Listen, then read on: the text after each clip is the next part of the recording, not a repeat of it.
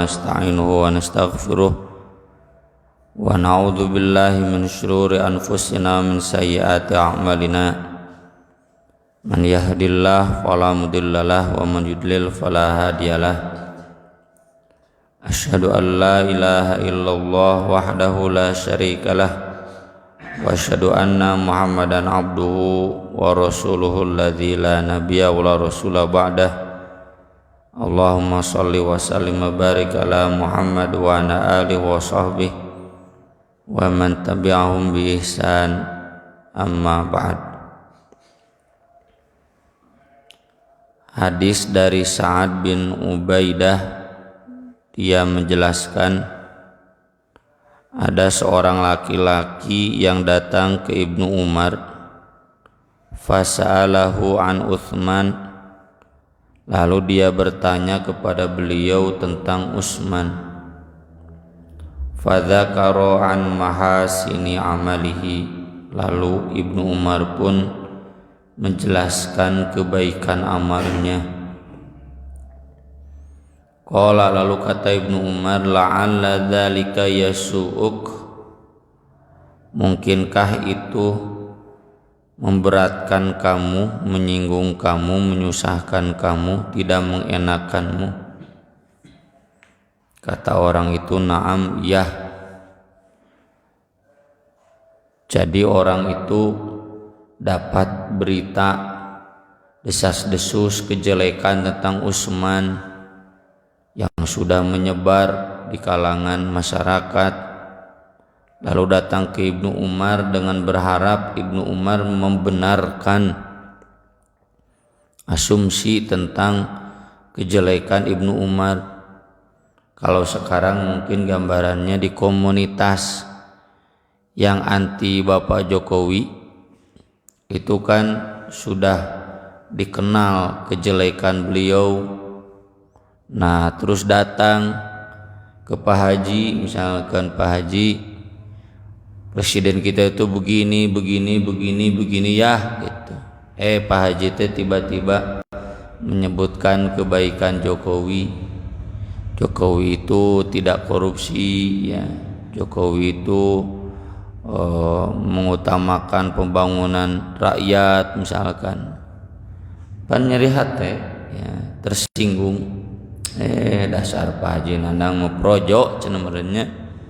Nama Jokpro, Jokowi Prabowo ya 2024. Jadi yang semula berharap Pak Haji Nandang ikut menjelek-jelekan Jokowi, ini malah membagus-baguskan kebaikannya ya. Maka ketika orang itu menjawab, gimana Pak Haji udah jelas Pak Jokowi itu jelek, maka kata Ibnu Umar kepada orang tersebut, fa'arghamallahu bi anfik, semoga Allah menjatuhkan ke tanah dengan hidungmu. Maksudnya jatuh ke tanah tikusruk irungna ya. Ya bukan jatuh lutut dulu badan dulu, tapi jatuhnya itu wajahnya dulu tikusruk ya. Tsumma sa'alahu an Ali, kemudian ia bertanya tentang Ali.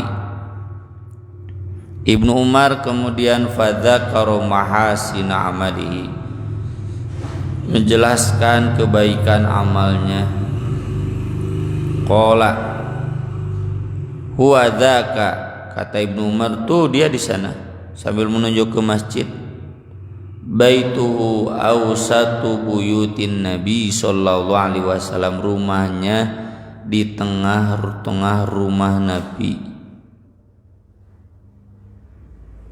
Maksudnya kan rumah Nabi itu kamar-kamar di pinggir masjid. Meski tidak semuanya di pinggir masjid. Nah, Ali itu ada di tengah-tengahnya gitu. Mun aya nama ngajajar tah itu Ali nu tengahna. Tsumma qala, lalu kata Ibnu Umar, la'alla dzalika yasuk, apakah itu menyusahkan kamu juga? Jadi sama, kayak di kita ngobrolkeun Jokowi teu balik cenah presiden nu kamari ge SBY sarua teu balik, memena Megawati sarua teu balik gitu. Jadi selalu menilai jelek presiden, nggak ada yang bagus. Alus mah manehna we. Bari dia sendiri jabatannya sebagai kepala rumah tangga sarua teu balik. Atau mungkin jabatannya sebagai ketua DKM sarua teu balik. Sebagai ketua PC, ketua PD sarua teu bener. Bahkan lebih jelek dibanding presiden-presiden yang mereka jelek-jelekan. Maka ketika orang-orang ini ngajak ngobrol dengan kita, berharap kita membenarkan asumsi mereka, ya Jokowi nggak bener, SBY sarua teu bener, Megawati sarua teu bener, wah berharapnya begitu. Ini malah kita melihat sisi baik. Megawati teh anu ngalegalkeun undang-undang zakat, yang melegalkan sistem pendidikan nasional, yang setuju dengan Islam gitu. Pak SBY teh yang mengangkat Pak Nasir, Buya Hamka sebagai pahlawan, sangat akrab dengan umat Islam, tamar ormas Islam semua beliau datang. Pak Jokowi teh ka Persis oge datang, ke Muhammadiyah datang, mana nu datang ke kantor lain Pak Jokowi. Kita menyebutkan baik-baiknya pan pika keheuleun. Pika keheuleun anu ngewa gitu. Maka Ibnu Umar berkata kepada orang yang tadi dia berharap ingin Ali dijelek-jelekan, Utsman dijelek-jelekan, fa'arghamallahu bi anfik, semoga Allah menjatuhkan kamu dengan hidungmu. Intalik fajhad ala jadik, pergi kamu sana, susahlah kamu dengan kesusahan kamu.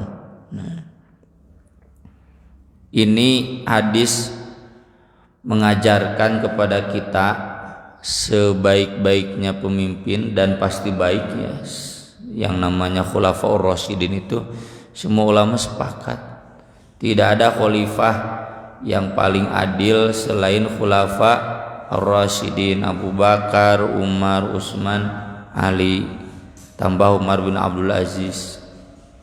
Tapi sebaik-baiknya khalifah ayawe rakyat awam yang menjelek-jelekan, apalagi kita yang tidak sebaik mereka.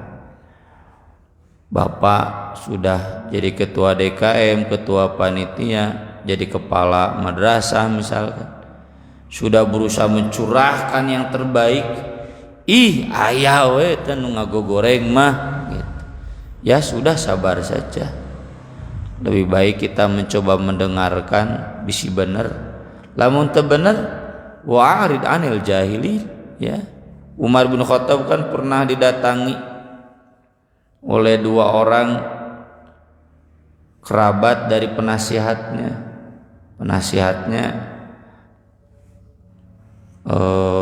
Anak-anak muda penghafal Quran. Dua kerabatnya itu minta kepada dia, saya ingin bertemu khalifah, barangkali Anda bisa mempertemukan saya. Dibawa ke penasihatannya. Pas ketemu Abdul Khattab marah-marah, mencap-mencap, kamu tidak adil, kamu tidak memberikan hak kepada mu'alaf. Saya mu'alaf, nggak dapat bagian dari zakat, aneh, di Al-Qurannya juga ada. Pas Umar mau marah, kata penasehatnya, khudhil afwa wa'mur bil urfi wa'rid anil jahilin. Karena penasehatnya hafal Quran, jadi mematahan teku Quran. Ambillah maaf, bijaklah dalam memerintah, dan tinggalkanlah orang-orang yang bodoh. Ya, kata orang, karena penasehatnya wahuma minal jahilin, ini mereka berdua termasuk orang-orang yang bodoh, orang-orang yang gak tahu. Ya udah, wa'rid anil jahilin tenon EGP, emang gue pikirin. Jadi kalau dia mengkritiknya benar, nya tarimakeun. Tapi kalau kita yakin yang dia kritikan itu salah, wa'arid anil jahili, karena akan selalu ada. Ya, jadi jangan kemudian kita memusuhi, marah, ya sampai menghukum dengan hukuman-hukuman yang tidak beradab, ya gara-gara orang ini selalu mengkritik presiden, penjarakeun cenah gitu, pirage prokes, nya loban ngalanggar prokes, penjarakeun cenah gitu, ngomong wae.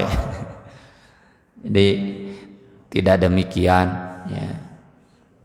Karena selevel Utsman dan Ali pun radhiyallahu anhuma itu ada orang-orang yang membenci dan sudah jadi asumsi umum di masyarakat. Buktinya apa? Buktinya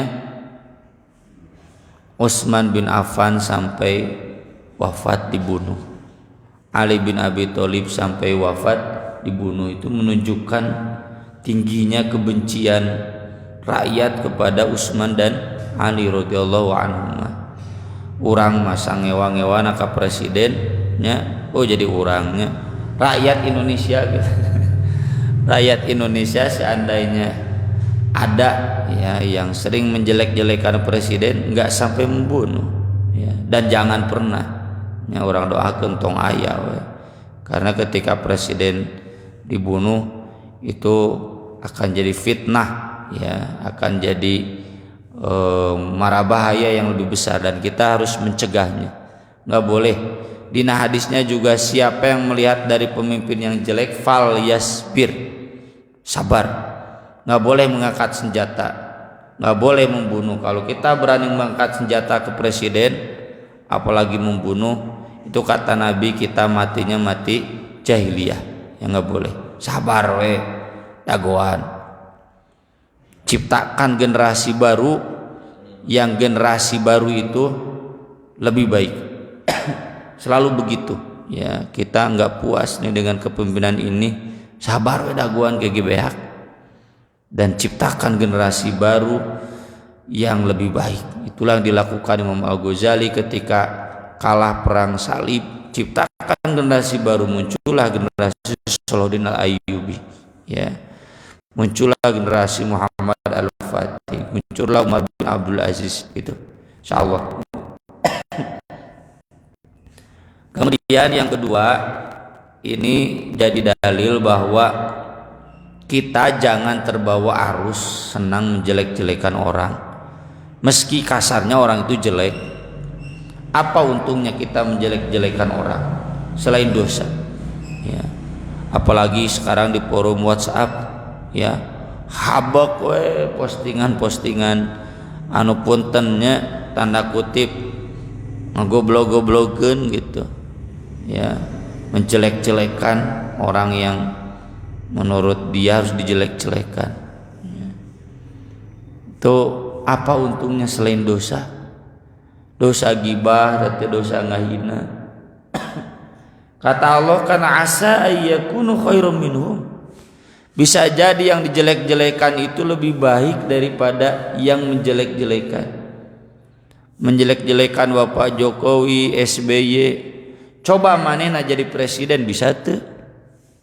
Tongka jadi presiden lah, jadi RT we. Bisa tuh belul tuh gitu. Atau yang lebih rendah jadi ketua DKM, jadi ketua cabang, bisa tuh.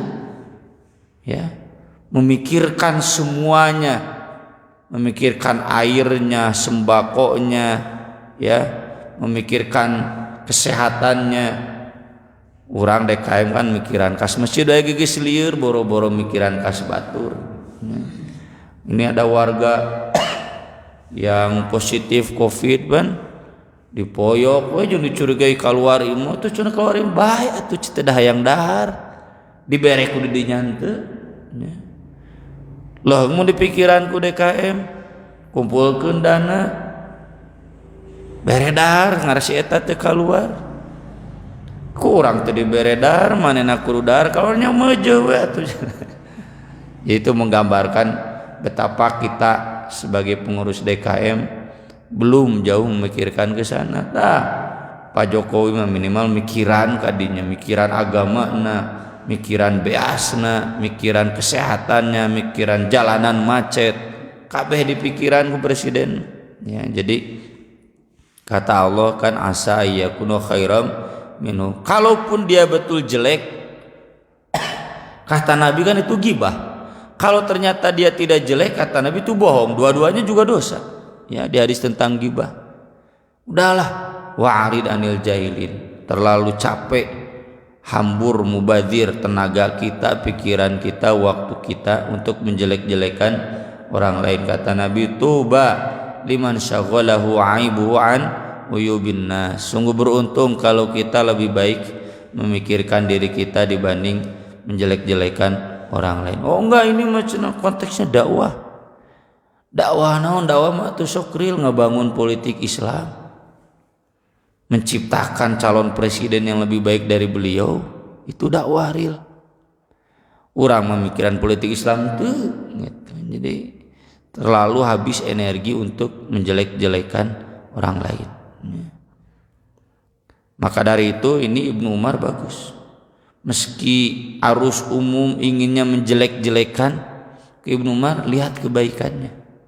Itu jadi pahala ya, daripada kita jadi dosa lebih baik jadi pahala. Kalau memang kita nggak setuju dengan kepemimpinan itu, kan kata Nabi sabar. Sabar itu bukan berarti diam, ciptakan generasi baru. Ya, membina generasi baru untuk menyadarkan tentang politik Islam tidak. Dan ini juga pelajaran bagi kita orang awam ya. Jangan terlalu sibuk dengan kejelekan pemimpin. Udahlah, fokus dengan apa yang bisa kita perbuat untuk perbaikan umat ya. Kalau tidak, ya itulah hukumannya. Init siah mendi grup, keluar siah tina grup. Liar wae ya, musting teu pararugu. Fajhad ala jahdik, nanti kamu silakan susah sendiri. Jangan memikiran kagorengan batur dari pusorangan ya. Dia jadi susah ningali batur susah. Susahna teh kumaha batur pan susah ya. Harusnya dia bahagia dengan apa yang dia perbuat, susah karena memikirkan dosa-dosa dia lalu kemudian memperbaiki. Ini mah mikiran batur we bari teu bisa dibenerkeun batur teh gitu. Susah sorangan. Kemudian hadis berikutnya dari Ali bin Abi Thalib sendiri ya, dari Abidah dari Ali bin Abi Thalib. Beliau berkata, iqdu kama kuntum taqdun. Silakan tetapkan hukum sebagaimana dahulu kalian menetapkan hukum. Fa inni akrahul ikhtilaf, karena sungguh aku benci berbeda. Hatta yakunan nasu jamaah, aku ingin manusia itu tetap berjamaah. Au amutu kama mata ashabi, atau aku meninggal sebagaimana keadaan sahabat-sahabatku meninggal, yaitu dalam keadaan berjamaah. Pernyataan Ali ini dikemukakan oleh beliau ketika beliau menetapkan satu kepres, kalau sekarang perpres, peraturan presiden yang berbeda dengan perpres zaman Abu Bakar, Umar, dan Utsman. Dan itu jadi masukan dari penasihatnya, kenapa Anda memutuskan yang berbeda dengan para khalifah sebelumnya. Dan Ali bin Abi Thalib menerima usulan itu ya. Meski saya telusuri tidak jelas ya apa yang berbeda ini, karena mungkin Ali sudah meralatnya jadi tidak disinggung-singgung dalam riwayatnya. Maka Ali berkata begini, kalau begitu silakan tetapkan perpres ini sebagaimana dulu ada perpres sebelumnya. Ya. Jadi kalau ada ketua baru, cek ketuanya oke, ikuti keputusan sebelumnya, tentunya keputusan yang baik ya. Karena nggak mungkin nih penasehat memberitahu ahli itu kurang tepat kalau memang keputusannya tepat atau keputusan yang dulu salah, nggak mungkin diikuti kan. Ketika penasehatnya menyebutkan itu keputusan tidak tepat, nah berarti kata Ali silakan putuskan sebagaimana keputusan sebelumnya. Kalau kita ketua DKM misalkan, sok sebelumnya bagaimana? Kalau bagus ikuti saja, nggak usah berbeda. Fa inni akrahul ikhtilaf, aku benci beda itu. Sepanjang bisa sama dengan orang tua dahulu, Abu Bakar, Umar, Utsman, tetapkan sebagaimana mereka menetapkan. Hatta yakunan nasu jamaah, sehingga rakyat tetap berjamaah. Nah inilah yang disebut dengan doktrin Ahlus Sunnah wal Jamaah. Apa itu al Jamaah itu? Mengikuti sahabat, ulama-ulama sebelumnya. Itu al Jamaah ya, bukan mengikuti fatwa-fatwa baru yang melenceng dari ulama-ulama sebelumnya. Bukan mengikuti pendapat mayoritas hari ini ya, yang jelas melenceng dari tuntunan ulama-ulama sebelumnya ya. Kalau hari ini sekularisme sudah jadi pendapat mayoritas kan.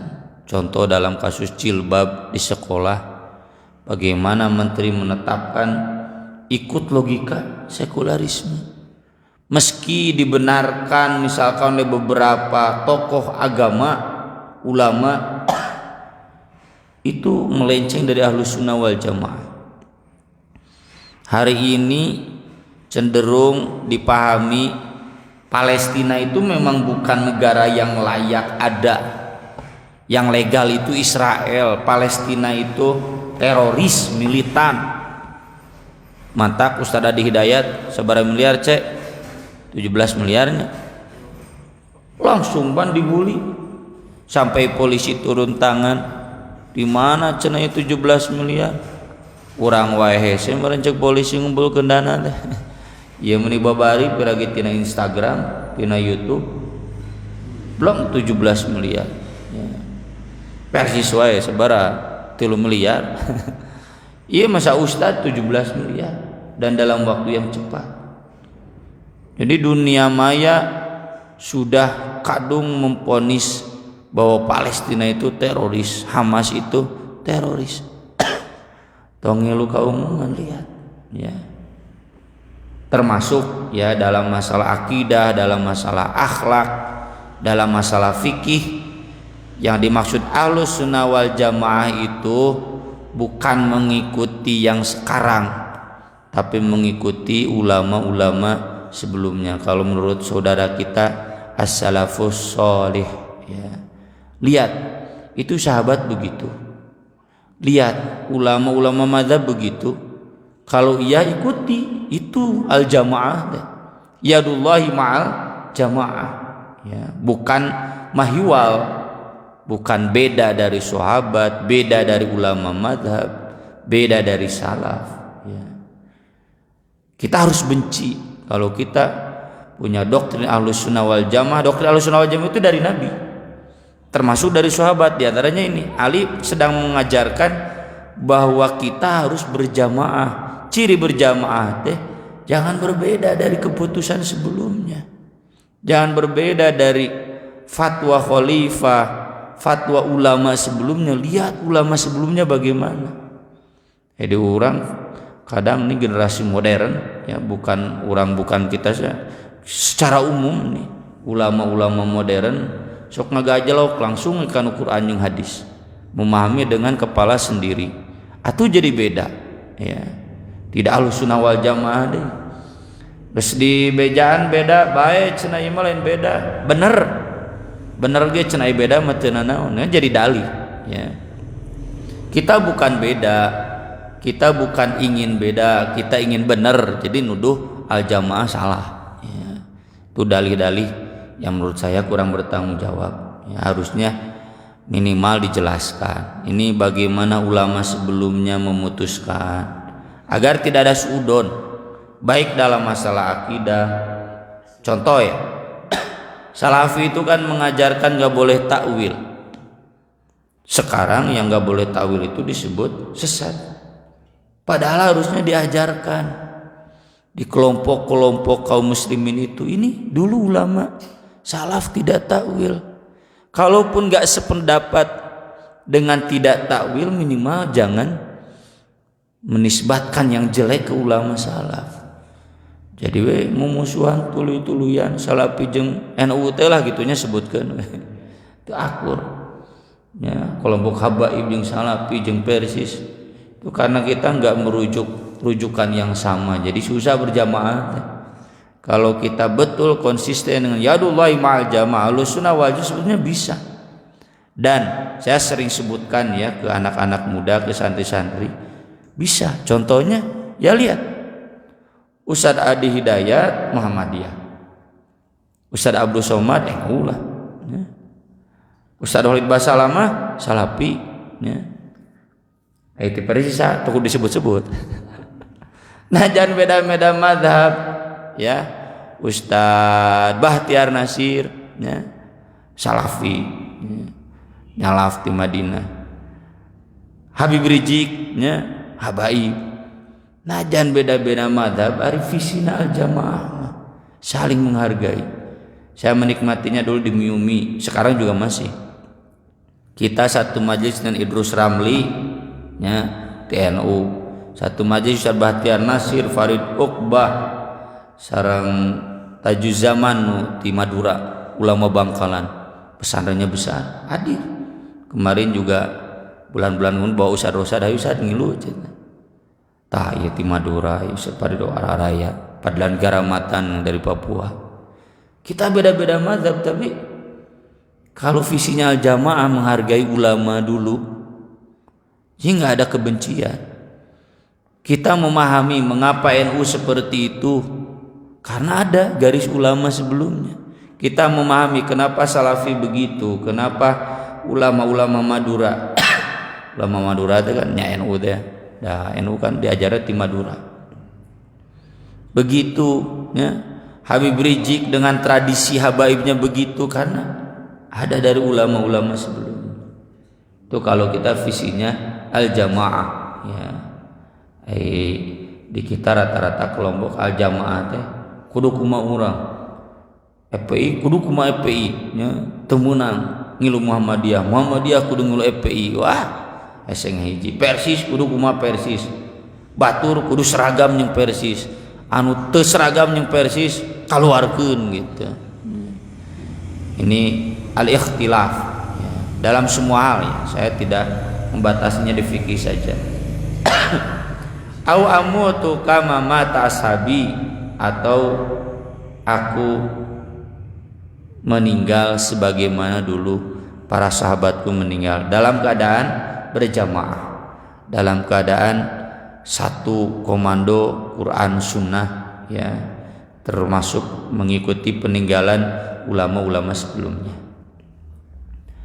Kemudian Ibnu Sirin memberikan catatan, Muhammad bin Sirin ulama tabi'in, yara anna ammata ma yurwa an Ali al-katsib, kebanyakan yang diriwayatkan dari Ali itu bohong. Nah ini jadi dalil Pak. Syiah itu pembohong. Saya dulu punya kitabnya, dipinjam biasa ke budak mualimin, kebalik deh. Kitab 40 hadis Syiah yang Imam Khomeini, kemudian kitab hadis-hadis riwayat imam-imam Syiah, itu semuanya dinisbatkan ke Ali atau ke Hasan atau ke Husain, ada sanadnya. dan isinya beda dengan fikih Ahlussunnah wal Jamaah, dengan akidah Ahlussunnah. Tinggal we si hari ini salatna 3 waktu jamaah qashar wa Jumatan. Syiah nggak ada Jumatan, salatna 3 waktu subuh, duhur, maghrib, duhur jeung asar di jamaah selamanya, dek sapa dek teu sapa. Syiah salatnya nggak ada sedekap begini ya, sujudnya harus di atas tanah, makal tanah. Itu semuanya dinisbatkan di kitab-kitab fikihnya ke Ali, ke Hasan, ke Husain, padahal jelas ikhtilaf dari Ahlussunnah wal Jamaah. Kata Ibnu Sirin, bohong, wadul. Di semua yang diajarkan Syiah dinisbatkan ke Ali, dinisbatkan ke Hasan dan ke Husain, termasuk ke Fatimah, itu nyaris semuanya bohong. Apa pemutusnya? Pemutusnya kembalikan saja ke Ahlussunnah wal Jamaah. Apakah betul ulama-ulama sahabat seperti itu fatwanya? Apakah betul ulama-ulama madhab seperti itu fatwanya? Sampai di Al-Azhar diajarkan Pak madhabnya 5. 1 Hanafi, Maliki, Syafi'i, Hanbali. Yang kelima mazhab Ja'fari. Saking adanya bukan berarti ngajarkeun ka mahasiswa kudu jadi Syiah, bukan, karena memang harus dipelajari. Ya, seperti saya dulu kuliah S2, kuliah S3 diajar tentang liberalisme, sekularisme, lain rek diamalkeun. Ngarah hafal. Kenapa ada mazhab Ja'fari? Bukunya juga dulu Mizan menerbitkan, ya. Yang itu saya belum sempat beli ya. 2 tebal mazhab Ja'fari. Itu semuanya dinisbatkan ke Ali tapi beda. Kata Ibnu Sirin, bohong, wadul ya. Dan ini yang pernah kita bahas ya di awal. Ali itu kurang kumaha solehna, kurang bagaimana pintarnya, kurang bagaimana hebatnya, tapi fitnah untuk Ali dan Utsman juga ayawe gitu. Artinya seandainya naudzubillah min dzalik, yaitu kita alami fitnah mengatasnamakan nama kita ya, nama Pak Haji Nanang dan sebagainya, ya itu bagian dari sunatullah dari orang-orang yang tidak bertanggung jawab. Aya wae lah gitu. Menisbatkan mawa-mawa ngaran orang untuk sesuatu yang jelek. Selevel Ali dan Utsman saja ada yang seperti itu, dan mereka tentu berlepas diri dari semuanya. Ittabarra alladzina tubi'u minal ladzina taba'u. Semuanya akan berlepas diri antara pemimpin dan pengikut. Sekian yang bisa saya bahas, dan ini akhir dari pembahasan tentang fadilah Ali bin Abi Thalib. Nanti minggu depan kita masuk ke sahabat yang lain, yaitu Ja'far bin Abi Thalib, kakaknya Ali bin Abi Thalib. Mangga bila yang badai ditaroskeun.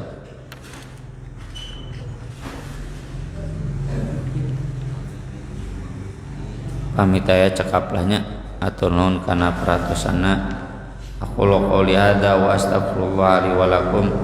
Subhanakallahumma bihamdik asyhadu an la ilaha illa anta astaghfiruka wa atubu ilaik. Wassalatu wassalamu ala Rasulillah. Assalamualaikum warahmatullahi